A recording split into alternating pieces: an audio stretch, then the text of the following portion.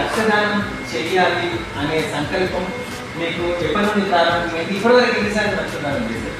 నమస్కారం అండి, నా పేరు తోట రాజేశ్వరరావు. నాకు మటవాడ వరంగల్లో ఉంటాను. నేను ఇప్పటికి 131 సార్లు రక్తదానం చేశాను. ఓ జీవి బ్రతికేందుకు తానే చంపండి, ఓ కాస్త బ్లడ్ ఇస్తే పోయేదండి, కడతేనేమో ప్రాణం కదిలిస్తుందండి. ఆలోచించండి, అడుగులు వెయ్యండి, ఆపదలోనే